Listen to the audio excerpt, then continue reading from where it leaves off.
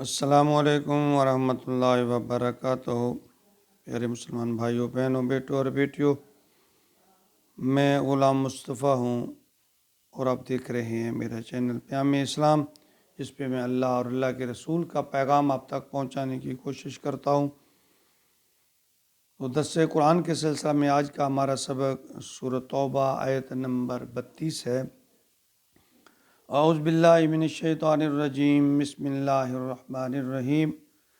یریدون ان یطفئوا نور اللہ بافواہہم ویأبی اللہ الا ان یتم نورہ ولو کرہ الکافرون۔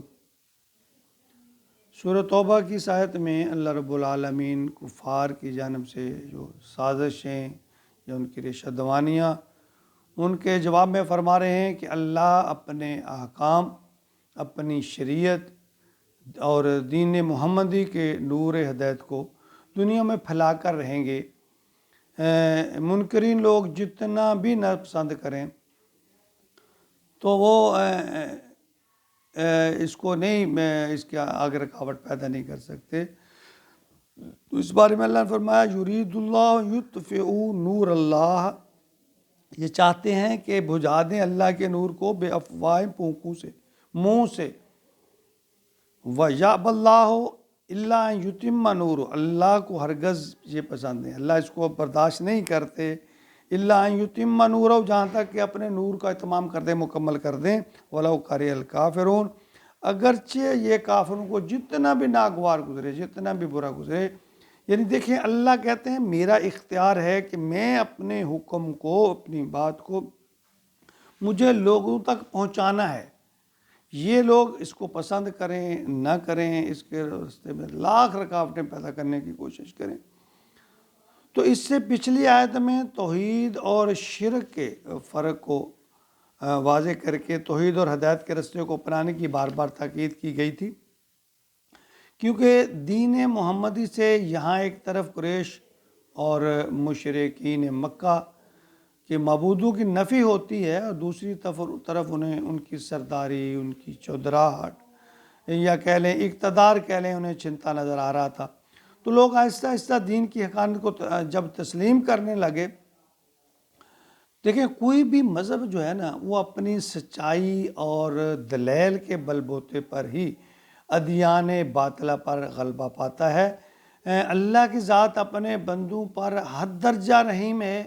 اللہ کی ذات چاہتی ہے کہ میرے بندے ہدایت کے راستے پر چل کر سرخرو ہو جائیں۔ سورہ بقرہ میں اللہ تعالیٰ بڑے واضح انداز میں فرماتے ہیں کہ اللہ ولی الذین آمنوا، اللہ ولی ہے، دوست ہے ان کا، مددگار ہے۔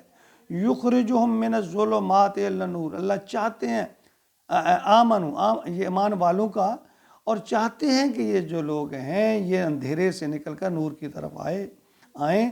والذین کفروا، جبکہ یہ جو کافر ہیں، اولیاءہم الطاغوت، یہ طاغوت کے دوست ہیں۔ اللہ فرماتے ہیں اللہ ولی الذین آمنوا، اللہ ولی ہے ایمان والوں کا، اور والذین کفروا اولیاءہم الطاغوت، اور یہ جو لوگ ہیں کافر جو ہیں، یہ شیطان کے، طاغوت کے دوست ہیں۔ یخرجونہم من النور الی الظلمات، یہ چاہتے ہیں کہ انسان کو نور سے، روشنی سے، ہدایت سے ظلمت کی طرف، اندھیرے کی طرف، گناہ کی طرف لے جائیں۔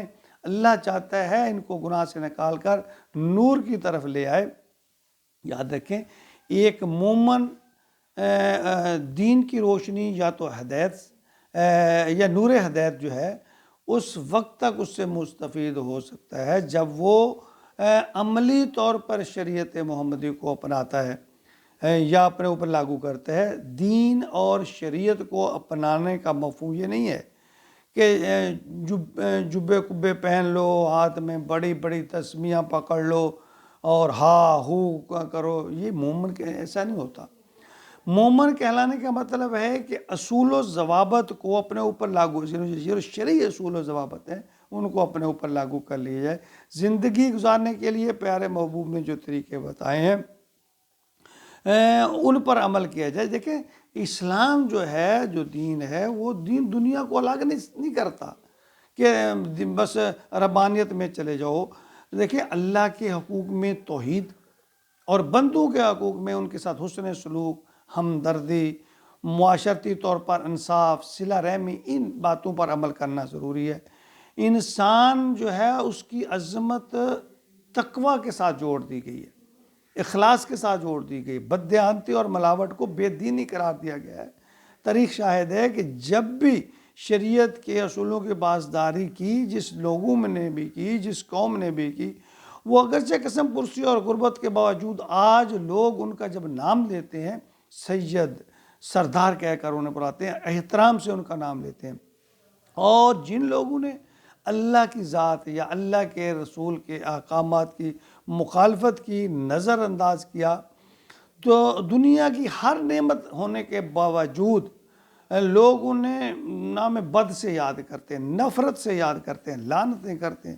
دیکھیں ان کی دولت، ان کا اقتدار، انہیں جو عزت ہے، یعنی لوگوں کو، یعنی اللہ فرماتے ہیں کہ یہ صحیح ایمان، نفع والا علم اور عمدہ اعمال ہی دنیا اور آخرت کی کامیابی اور فلاح کے لیے سود مند ہیں۔ تو اس آیت کے بارے میں جو حدیث تمیم داری مسند احمد میں تمیم داری رضی اللہ تعالیٰ عنہ وہ بیان فرماتے ہیں کہ میں نے رسول اللہ صلی اللہ علیہ وسلم کو یہ کہتے سنا کہ یہ دین وہاں تک پہنچے گا جہاں تک دن رات کا سلسلہ، یعنی کونے کونے تک دنیا کے پہنچے گا۔ اللہ تعالیٰ ہر کچے پکے مکان میں اس کو داخل کر دے گا، معزز کو عزت دے گا اور ذلیل کو مزید ذلیل کرے گا۔ اور فرمایا کہ معزز کو اللہ تعالیٰ دین اسلام کے ساتھ عزت دے گا اور ذلیل کو اس کے کفر سے مزید ذلت دے گا۔ یعنی عزت اور ذلت کا معیار اللہ نے کیا مقرر کیا؟ ایمان، تقوی یا بے ایمانی اور بددیانتی۔ یعنی یا تو جو آدمی تقوی اختیار کریں گے، ایمان لائیں گے، اللہ پر توحید پر عمل کریں گے، اللہ کہتے ہیں میں ان کو اور عزت دوں گا۔ اور جو لوگ اندھیرے میں جانے کی کوشش کریں گے، دین سے دور جائیں گے، میرے احکامات کو سے روگردانی کریں گے، نبی پاک صلی اللہ علیہ وسلم کے احکام کی اتباع نہیں کریں گے، تو پھر یہ جو لوگ ہیں پھر ذلت میں مبتلا ہونے سے انہیں کوئی نہیں روک سکتا۔ یعنی کہہ لیں کہ دنیا اور آخرت میں جو عزت یا کامیابی کا معیار ہے وہ اللہ اور اللہ کے رسول اور اس کی فرما برداری میں ہے۔ اللہ ہمیں اپنی اور اپنے محبوب کی اطاعت اور فرما برداری کرنے کی توفیق عطا فرمائے اور ہماری لغزشوں اور خطاؤں کو معاف فرما دے۔ آمین یا رب العالمین۔